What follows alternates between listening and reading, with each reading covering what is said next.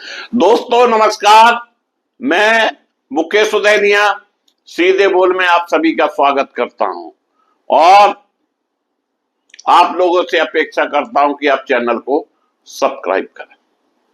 दोस्तों, नेपाल बांग्लादेश में जो हालात पैदा हुए हैं उसको लेकर सुप्रीम कोर्ट भी चिंतित हुआ और संविधान पर गर्व की बात कही। निश्चित रूप से जिस देश का संविधान मजबूत होता है वहां पर इस तरह के मामले नहीं आते।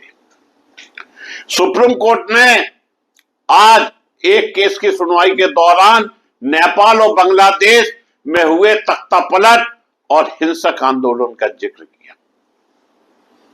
अदालत ने कहा कि हमें अपने संविधान पर गर्व है। आप देखिए कि पड़ोसी देशों नेपाल बांग्लादेश में कैसे हालात बने। सुप्रीम कोर्ट के चीफ जस्टिस बी.आर. गवाई ने यह टिप्पणी राज्यपालों और राष्ट्रपति के लिए बिल पास करने पर टाइमलाइन तय किए जाने को लेकर की। इस मामले में राष्ट्रपति की ओर से रेफरेंस दाखिल किया गया है, जिस पर सुप्रीम कोर्ट में सुनवाई चल रही है और कई दिनों से लंबी बहस जारी है। आज एक बार फिर से इस मामले में दिलचस्प बहस देखने को मिली। सॉलिसिटर जनरल तुषार मेहता ने राज्यपालों की ओर से विधेयक रोके जाने की जानकारी दी, तो वहीं कपिल सिब्बल ने कहा कि 2014 के बाद ऐसे मामले बड़े आए और इसमें पहले ऐसा ही नहीं था। इस पर सॉलिसिटर जनरल तुषार मेहता ने कहा कि मैं तो आपकी सरकार की भी तारीफ कर रहा हूं। 1970 के बाद अब तक डेटा मैंने पेश किया है। इस पर कपिल सिब्बल ने कहा कि आपको तारीफ करनी ही चाहिए क्योंकि 2014 से पहले ऐसा हुआ भी नहीं था। इस पर मेहता ने कहा कि मैंने तो सटीक डेटा दिया है कि कैसे संविधान काम करता है।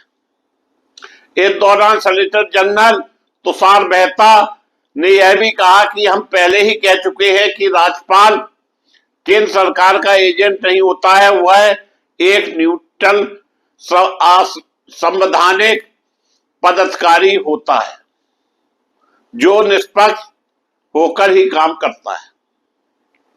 यह संविधान के अनुसार ही काम करता है और उसके अनुसार फैसले लेने में राज्य सरकार को मदद करता है। वह राज्य सरकार और केंद्र के बीच किसी भी तरह के मतभेद में अहम भूमिका अदा करता है। उन्होंने कहा कि इस बात का तो कोई सवाल ही नहीं उठता कि गवर्नर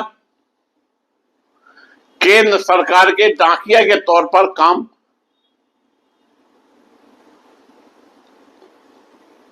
करता है। राज्यपालों से यह अपेक्षा नहीं की जाती है कि वे राज्य सरकार की नीतियों को लागू करें या फिर पॉपुलर मेंटेन के अनुसार काम करें। संविधान में राज्यपाल का रोल स्पष्ट तौर पर बताया गया है और वह राजनीतिक तौर पर भी अपनी बात रख सकते हैं। दोस्तों, सुप्रीम कोर्ट के चीफ जस्टिस ने नेपाल और बांग्लादेश पर चिंता व्यक्त करते हुए जो शब्द कहे हैं वो निश्चित रूप से गंभीर हैं और उनके मनन करने की जरूरत है। वहीं दोस्तों, हम आपको यह भी बताते चलें कि नेपाल के कई जेलों में हजारों कैदी फरार हो गए। नेपाल में जेनजेट के विरोध प्रदर्शन के बीच भारत के लिए टेंशन वाली खबरें सामने आई हैं। नेपाल हिंसा प्रदर्शनों का फायदा उठाते हुए हजारों की संख्या में कैदी जेल तोड़कर फरार हो गए। इनकी संख्या 13,000 से ज्यादा बताई जा रही है। ये कैदी सुरक्षा बलों से छिपकर भारत में घुसने की फिराक में। बुधवार दोपहर राज बिराज जेल में उस समय अफरा तफरी मच गई जब कैदियों ने ब्लॉक बी में आग लगा दी, जिसके कारण कई कैदी भाग निकले।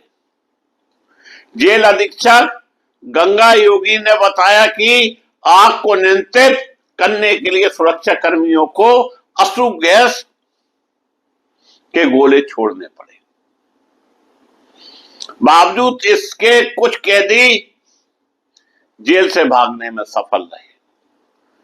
द काठमांडू पोस्ट मुताबिक आग बुझाने के लिए एक दमकल गाड़ी भेजी गई, जबकि नेपाली सेना, सशस्त्र पुलिस बल और नेपाल पुलिस के जवानों को सुरक्षा व्यवस्था मजबूत करने और फरार कैदियों का पता लगाने के लिए तैनात किया गया।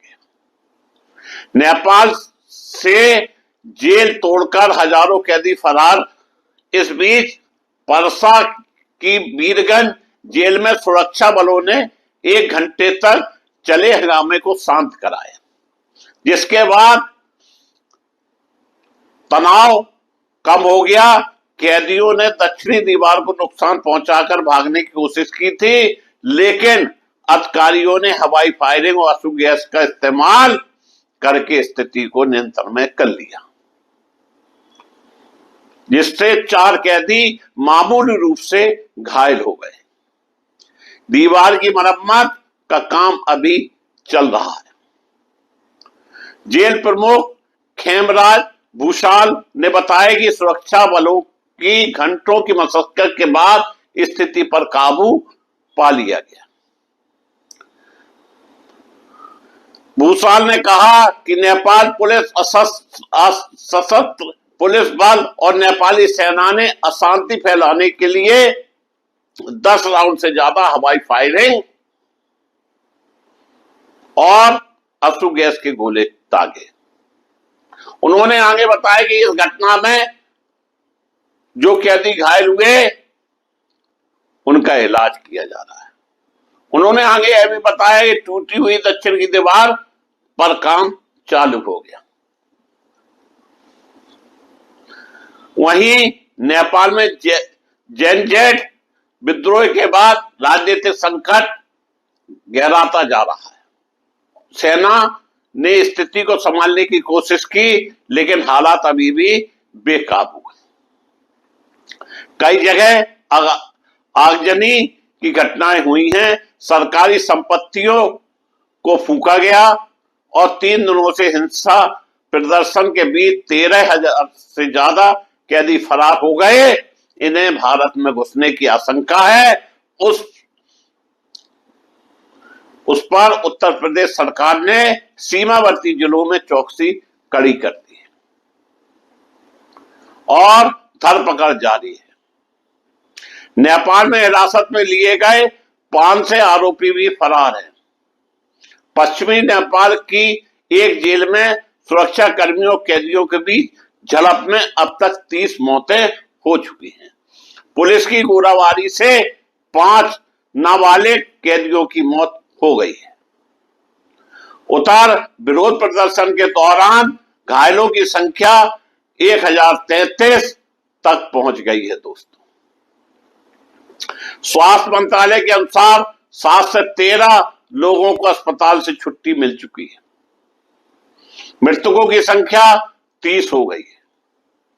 कुल 55 लोगों को अस्पताल में रेफर किया गया है। 253 नए मरीज भर्ती हुए। हिंसा में जल रहे नेपाल के हालात सुधारने के लिए सेना ने शाम 5 बजे से सुबह 6 बजे तक कर्फ्यू लगाने का ऐलान किया। ओली का लिखित बयान देर शाम को आया। ओली ने लिखित बयान जारी किया और पूर्व पीएम ओली ने पुलिस फायरिंग में मारे गए युवाओं को श्रद्धांजलि दी। आरोप लगाया कि मौजूद आंदोलन के पीछे की ताकतें युवाओं को विनाशकारी गतिविधियों के लिए भड़का रही हैं और सरकारी दफ्तरों में आगजनी की घटनाएं सुनिश्चित राजनीति का हिस्सा। नेपाल में हिंसा और आगजनी के बाद सेना ने संभाल ली कमान। भ्रष्टाचार के मुद्दे पर जनजेट के हिंसा प्रदर्शन के बाद नेपाल की सरकार गिर गई। सरकार के खिलाफ इस बार इस कदर गुस्सा था कि नेपाल में पीएम केपी शर्मा ओली को इस्तीफा देकर अज्ञात स्थान पर छिपना पड़ा। मंगलवार को दिन भर हिंसा और विनाश के बाद देर रात सेना ने कमान संभाल ली है।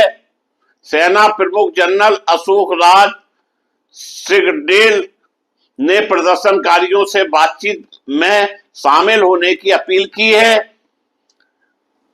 जनरल सिंगडेल ने कहा कि मौजूदा कठिन हालात में परिस्थितियों को सामान्य बनाना और राष्ट्र को सर्वोच्च हितों की रक्षा करना सभी का कर्तव्य है। काठमांडू में फंसे नागरिकों की सुरक्षित निकासी के लिए भारत विशेष विमान भेजने की तैयारी में। काठमांडू विमानस्थल पर फंसे भारतीय नागरिकों को निकालने के लिए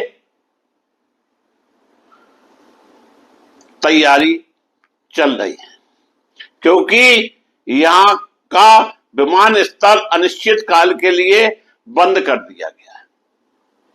नेपाल की सेना ने मौजूदा जटिल स्थिति के कारण देश में फंसे विदेशी नागरिकों से बचाव और सहायता के लिए निकटतम सुरक्षा एजेंसी या तैनात सुरक्षा कर्मियों से संपर्क करने का आग्रह किया है।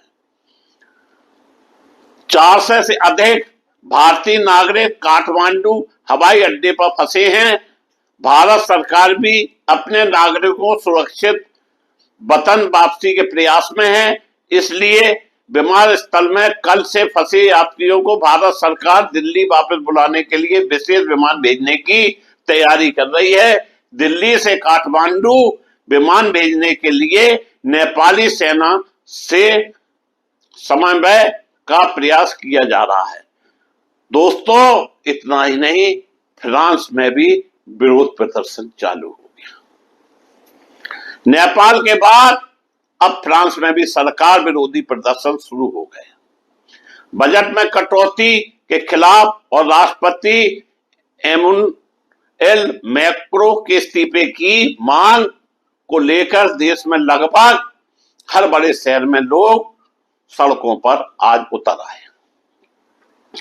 प्रदर्शनकारियों ने सड़कें जाम कर दी, कूड़ेदान में आग लगाई और कई जगहों पर पुलिस से भिड़ गए। इस विरोध प्रदर्शन के बीच सेबेस्टियन लेकोन ने प्रधानमंत्री पद की शपथ भी ले ली। राष्ट्रपति मैक्रो ने 2 दिन पहले ही लेकोन को नया प्रधानमंत्री बनाने का ऐलान किया था। गृह मंत्री बी रितोड़ो ने मीडिया कर्मी को बताया कि प्रदर्शनकारियों ने रेन शहर में एक बस को आग के हवाले कर दिया। दक्षिणी पश्चिमी क्षेत्रों में एक बिजली लाइन को नुकसान पहुंचाने के बाद रेल सेवाएं रोक दी। उन्होंने बताया कि सरकार 80,000 पुलिस कर्मियों को तैनात किया है, जिसमें 6,000 पेरिस में हैं। देश भर में अब तक 2 से ज्यादा उपद्रवी गिरफ्तार किए गए। नैन्टेस शहर में पुलिस ने प्रदर्शनकारियों पर आंसू गैस के गोले दागे। मोटर पोलीटर में भी पुलिस और प्रदर्शनकारियों के बीच झड़प हुई। टूलिज में रेलवे लाइन पर तोड़फोड़ की गई। मीडिया रिपोर्ट के मुताबिक विरोध प्रदर्शन को ब्लॉक एवरीथिंग नाम दिया गया, जिसका नेतृत्व एक वामपंथी समूह कर रहा है। हालांकि आंदोलन का कोई चेहरा नहीं है। इसकी न्यूज कुछ महीने पहले सोशल मीडिया पर पड़ी थी। यह प्रदर्शन प्रधानमंत्री पद से इस्तीफा दे चुके फ्रांसवा बायरो की बजट नीतियों के विरोध में शुरू हुआ। बायरो ने सार्वजनिक खर्च में भारी कटौती की थी। प्रदर्शनकारियों का कहना है कि देश की मौजूदा राजनीतिक व्यवस्था जनता के हित में नहीं है। 2 दिन पहले ही फ्रांसवा संसद में विश्वास मत में हार गए थे, जिसके कारण उन्हें प्रधानमंत्री पद छोड़ना पड़ा था। 577 संसदीय नेशनल असेंबली में कुल मतदान में 364 प्रतिनिधियों ने सरकार पर अपना अविश्वास जताया था, जबकि केवल 194 ने सरकार के पक्ष में मतदान किया था। दोस्तों, आधे संसार में विरोध प्रदर्शन चल रहे हैं। निश्चित रूप से यह दहलाने वाली बात है और हमें अपने संविधान पर गर्व करना चाहिए। राजनीति में उतार चढ़ाव आते हैं, लेकिन बांग्लादेश और नेपाल से हमें सीख लेने की जरूरत है। वहीं हमारे नेताओं को भी सीख लेना चाहिए। मैं मुकेश उदैनिया पुनः अपनी बात खत्म करता हुआ सभी को धन्यवाद देता हूं।